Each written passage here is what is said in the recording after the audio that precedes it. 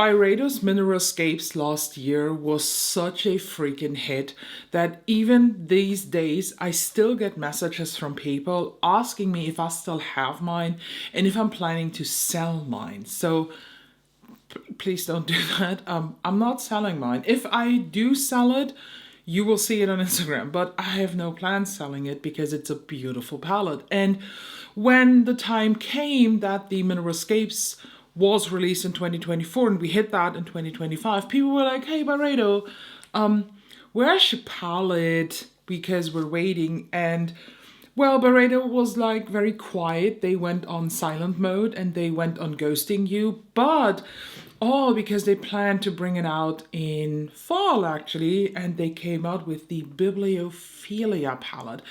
It's the same packaging as last year, so it is silver and it attracts all of your fucking dirty fatty fingerprints like mine. It looks so dirty, but I don't care.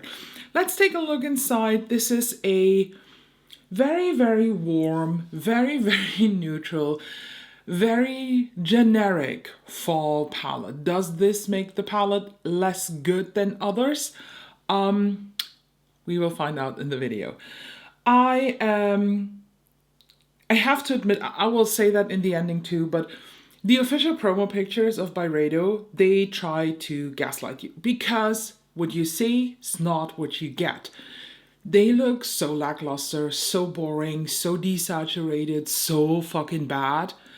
The palette looks much, much better in real life. And even in the swatches here, the palette swatches like a freaking dream.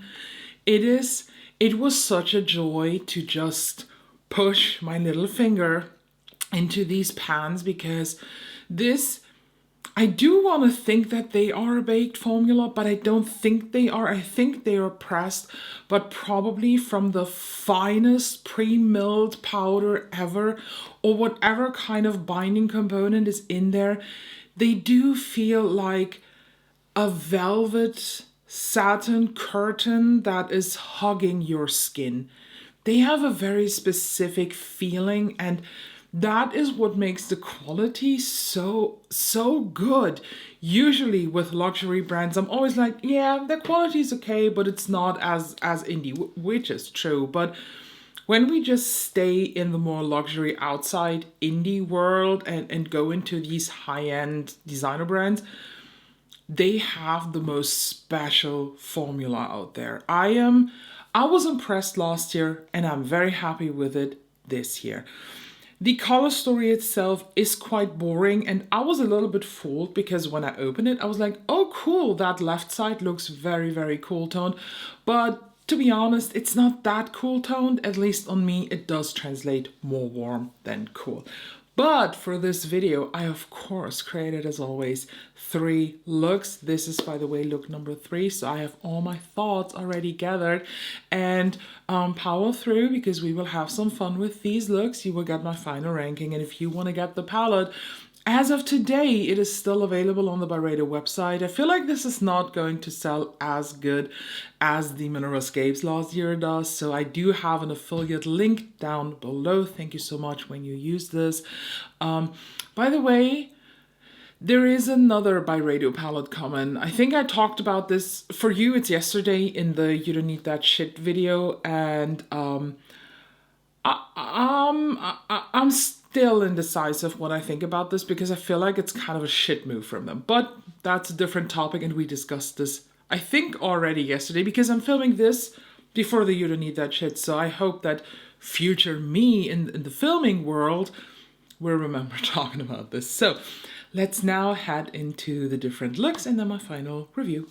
I start with Epilogue, which is ironically, and I use this a little bit above the crease. Next up I go into Manuscript, which is a soft metallic, and I apply this through the crease. I don't call this a shimmery shadow. This is clearly not, but it's a soft metallic, but it's also not sequin. Sequin is, it's a satin. That's the word that I was looking for. It's a fucking satin. I then pick up Bookshop, and that one goes in the outer V. I now pick up Passage of Time, and I start to tap this in the center of the lid And basically I'm tapping it out inwards and outwards. I then tapped slightly into Bookshop again, that super dark shade, and I just reblend the outer V and take it also now all the way in. For liner, I will be using ColourPop's Overboard and just simply line the waterline.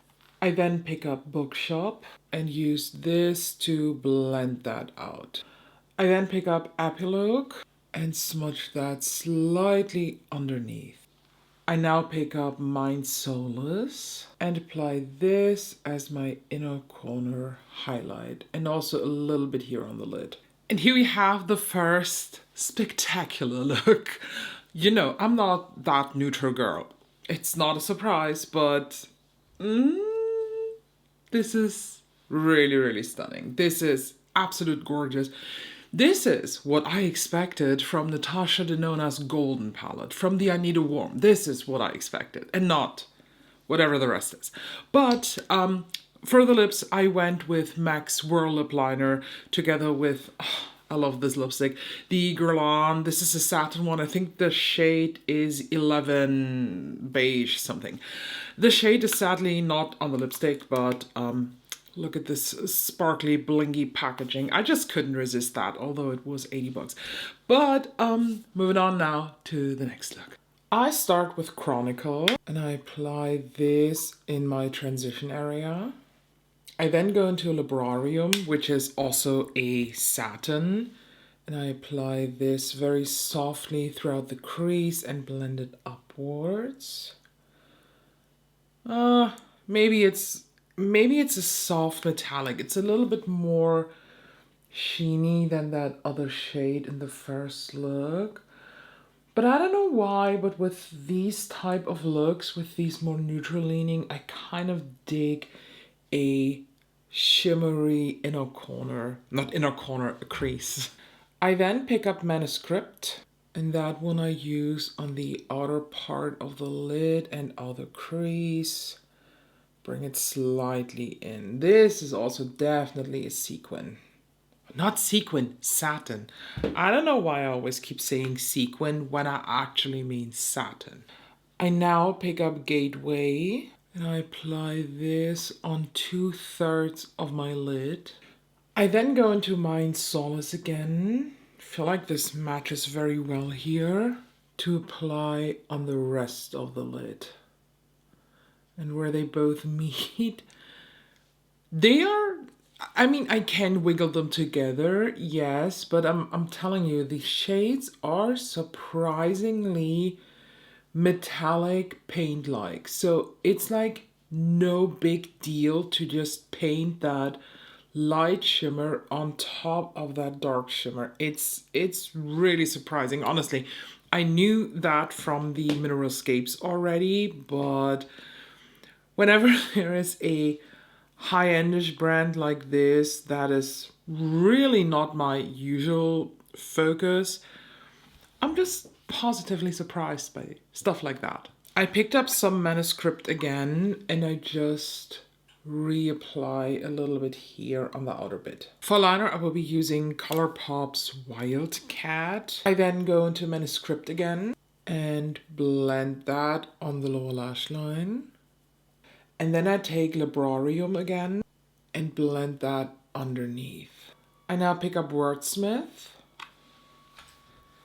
And this is going to be my inner corner highlight. I have very strong MAC nylon vibes. Or vanilla. Nylon or vanilla. There was this one very, very back then viral inner corner highlight that everybody in YouTube 2015 used.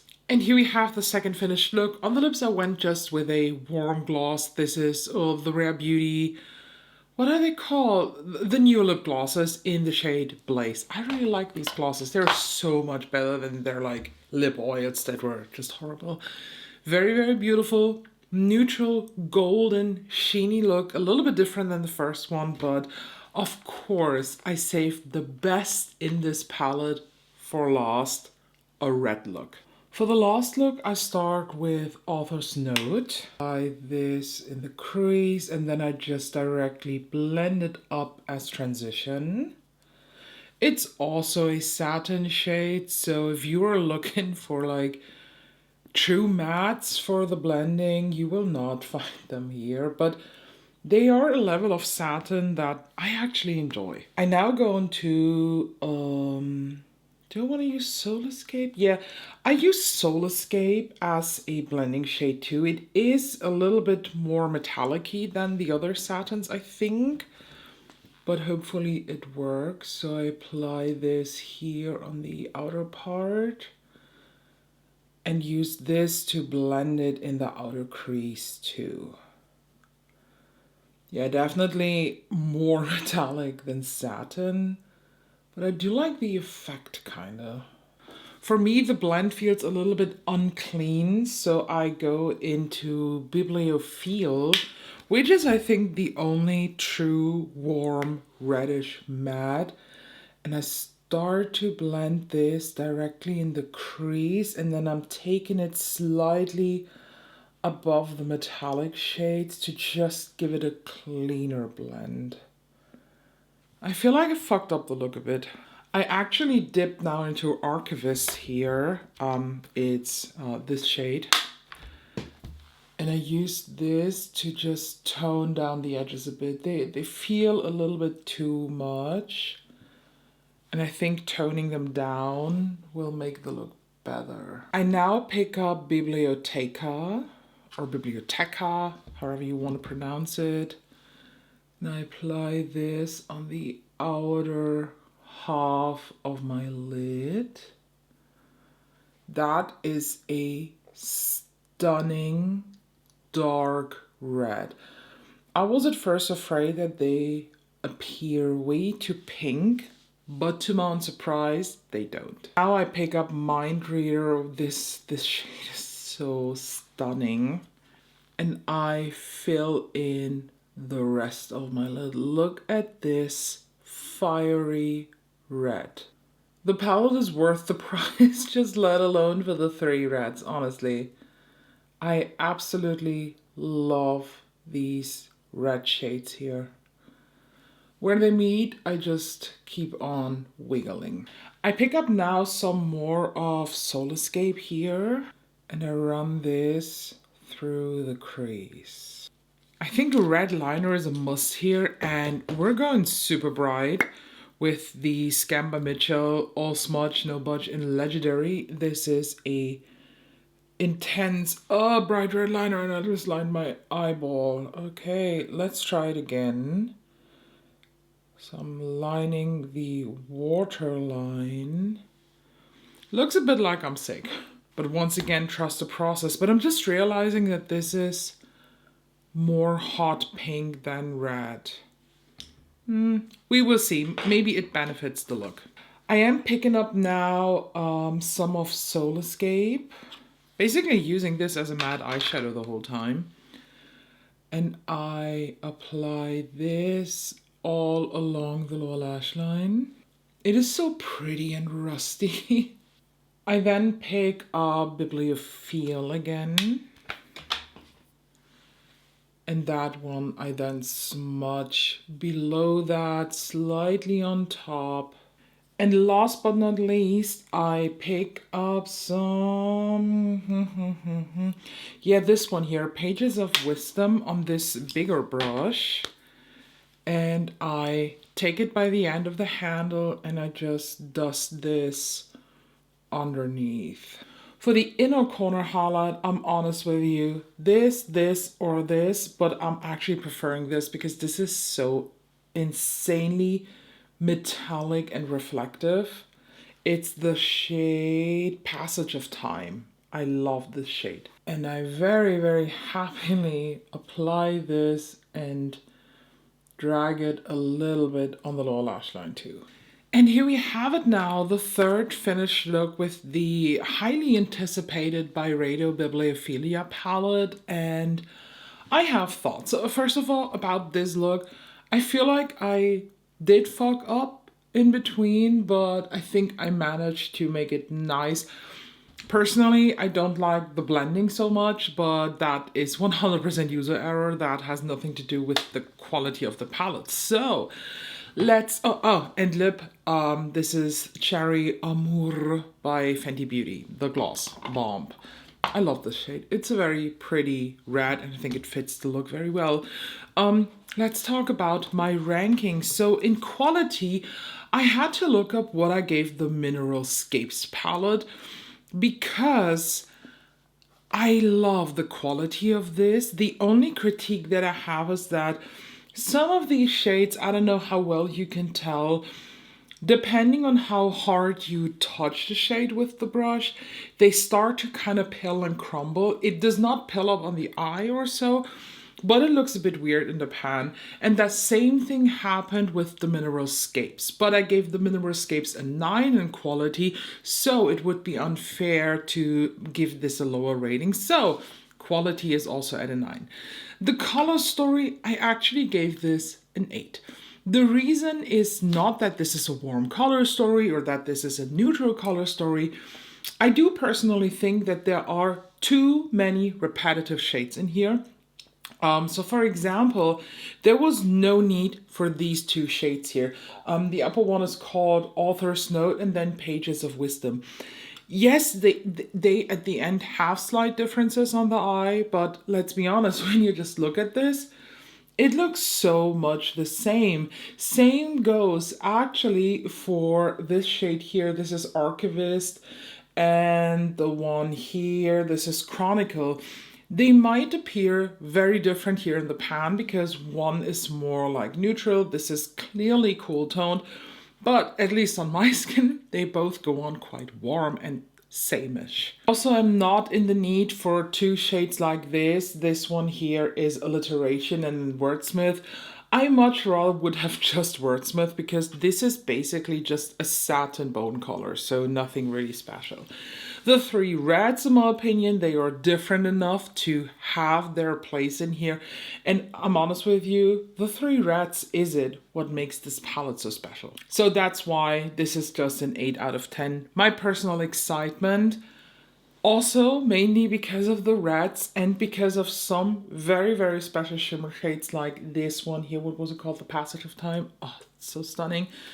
I gave it a 9 out of 10. So in total, this palette got an 8.7 out of 10, which is an awesome rating, let's be honest. And other palettes in my collection that also scored an 8.7 are actually Bella Beauté Bars Morally Grey and the two Lisa Aldrich palettes Myth and Sorcery, as well as Cosmic Brushes or Cosmic Beauty's Sinister palette. These, I all gave them an 8.7. The Mineralscapes, I looked it up, that one scored a 9 out of 10. So it has a 9 in each category, and that's why I find the color story in Mineralscapes is a little bit better. I don't think that you can compare the color stories when it comes to compare Mineralscapes with Bibliophilia, but when you just look at the palette, how it is, I feel like there's a little bit more versatility, not so many repeat shades, that's why it's a 9. Overall, I have to admit, for an eyeshadow palette that is so warm leaning and that is so neutral and that is actually so boring in their promo pics, this is a freaking banger. This is so much better than it looks on the pics. I don't know what it is, but Byredo clearly needs to amp up the game in their product shoots because they look washed out. They are not what this is in real life. That's why I was so hesitant to pick this up, because when the first unofficial pictures dropped via, I think it was the X, no, is it X? No. That Chinese app, I completely forgot how it was called.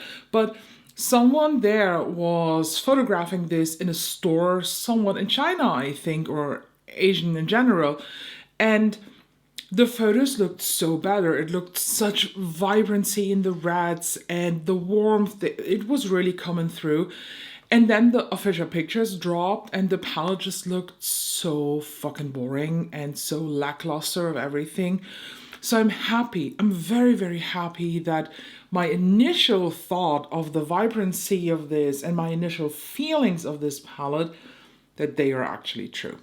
What I do have to say is, once again, I think the palette is fucking cheaply made, and this is not what I expect from a €105 palette, because basically it's the same component as the Mirror Escapes, which is okay, and then just the sticker on top that I probably, when I put some effort in, can peel off. I also want to quickly mention this photo that I am turning into you. This is a very close-up of the shade Bibliophilia, and I was a bit confused because the shade is not properly glued in, done in the pan. So I assume that the eyeshadow palette is made like the Pat McGrath palettes, where the product is basically pressed or baked directly into the component, because you can clearly see a line here. So I assume that you can not take out the single pans, you have to take out the full inside. And this shade here came slightly higher, as you can see here, and I was able to press it down. And the more I used it, and I then specifically did this, I put it upside down and then I tapped twice on the palette and it came out again. So I assume honestly that this is not a palette if you do travel, you want to travel with, because I think that with the slightest inconvenience in the packaging, or in the in general in the transportation process, the shade will come out, or some shades, because they are basically pressed into the insert of the palette.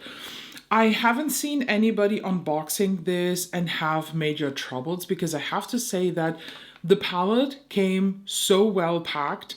It came in a box that was like, I don't know, triple the size of the palette, and that was all filled up with these like crinkle papers, so that it had a very soft batting there. That is good. But just a little heads up, as you can see here in the photo, the shades are done in this insert and they might come out when you touch them too hard. Do I recommend this palette overall?